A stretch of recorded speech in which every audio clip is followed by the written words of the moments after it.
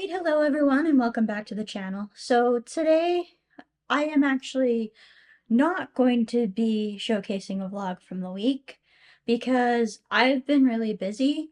So instead, I'm going to take the time and actually go through some of the differences, major differences between what a pharmacy technician can do in Canada and what a pharmacy assistant can do in Canada.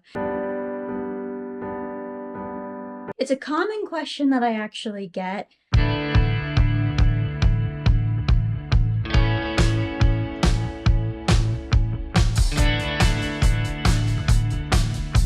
This is a huge distinction. So because technicians are actually a regulated healthcare professional, their title is actually protected.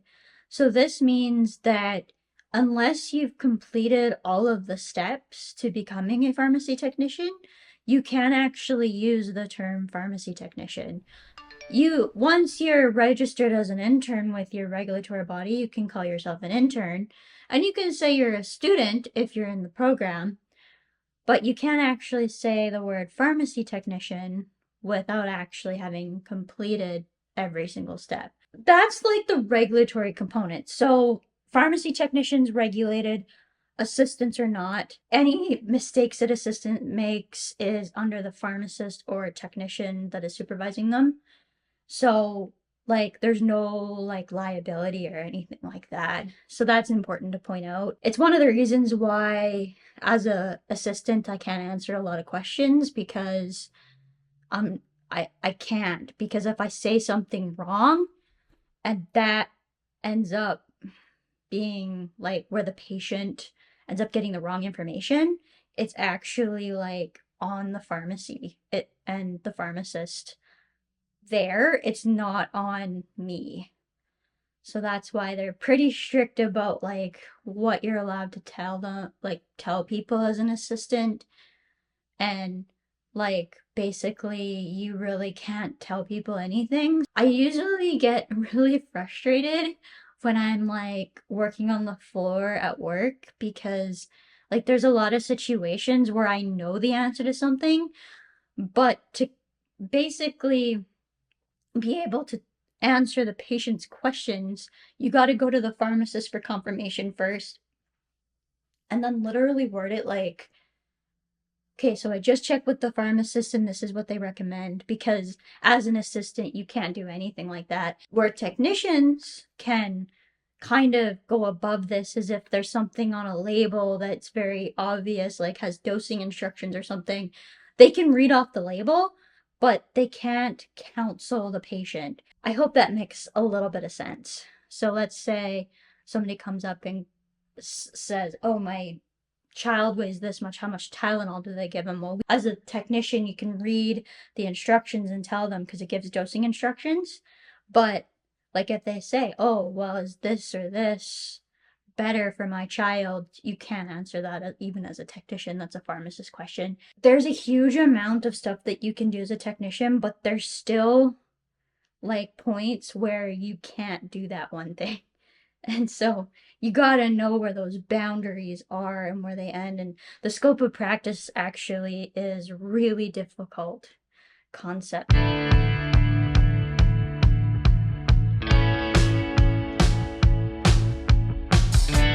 You need to stay up with products and all of that so that any new prescriptions that are coming through, they kind of have an idea of what they are.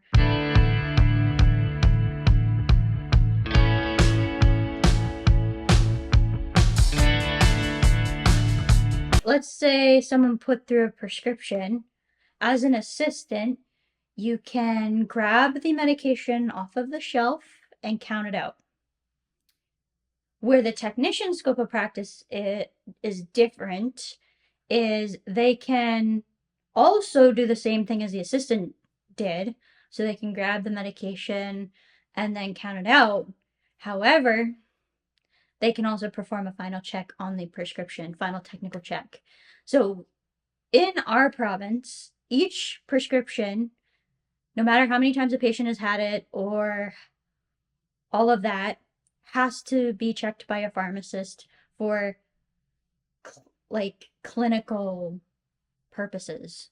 So they have to make sure that it's still the right medication, like it's still an appropriate medication for the patient.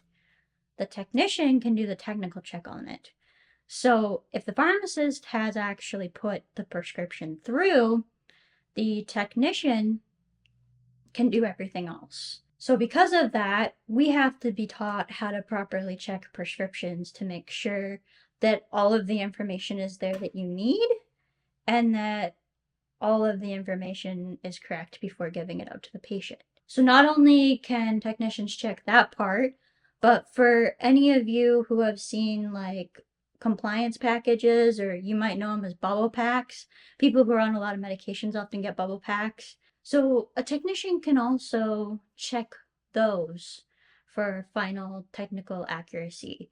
So that's a huge difference between a technician and an assistant. An assistant can't do that. An assistant can also make compounds. However, it has to be checked by somebody who is regulated, so that be whether it be a regulated technician or a pharmacist. And actually too, we also need to get our measurements and weights verified by somebody who's regulated, and we also initial it where I work to make sure that you're putting in the right amount of drugs when you're making a compound. I haven't actually done anything yet with my compounds for like school. We don't do that until second year. Other than that, like a lot of inventory stuff is can be handled by either one, whether it be like toner, auxiliary labels, ordering of medications. Ordering of medications, though, I think is more technician pharmacist. Depends on your system, depends on how you work.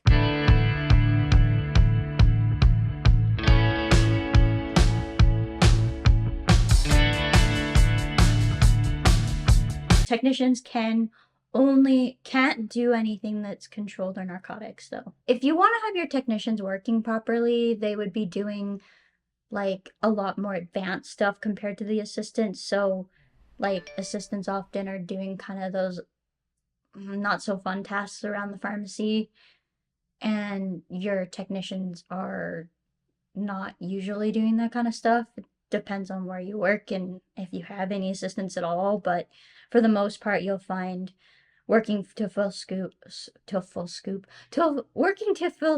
that you'll have an assistant do some of like the more not so enjoyable tasks, I would call it. So like things like cleaning and dishes and those kind of things. Because with compounding, you get a lot of dishes. Like for me, I filled up our Script Pro machine constantly. Still do actually quite a bit because it's one of the things that gets behind. Date checks was a huge thing for me. So technicians or assistant can do that. I actually worked with the technicians on that kind of stuff because they understood beyond use dates and expiry dates.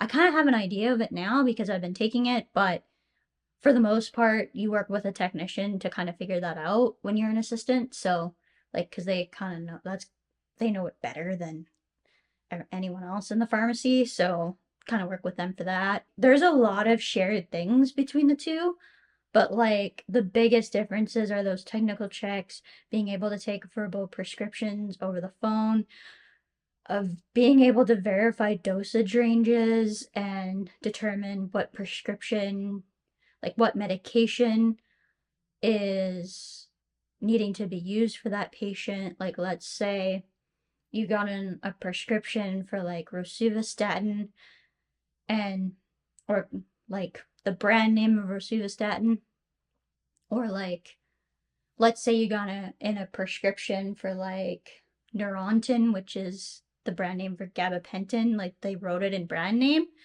but that then can be substituted for a generic. The technician can make that call if it's called interchangeable on the formulary. Being able to understand the billing process and be able to explain how that works to patients is like another big thing. Flagging things for pharmacists, such as you get an antibiotic for a patient, they were just on an antibiotic, it's in the same class. Well, you'd flag that for the pharmacist, or something's out of range with either frequency, dosage form, and like dosage amount or something like that. You can flag that for the pharmacist. You can't do that as an assistant. There's so many people in the back of the pharmacy that are not pharmacists, that are doing like the background work. And although assistants and technicians share a lot of the same things, the technician is a supervisor for the assistants too. So, you know, you are supervising and making sure that your assistants are doing what they need to do. If you're enjoying the vlogs, please do subscribe, hit the notification bell. And if you guys have anything else that you really want me to get into with this kind of depth, just let me know and I can do another video on it. But as for now, that's it for today. Thanks for watching. See you next week. Bye, everyone.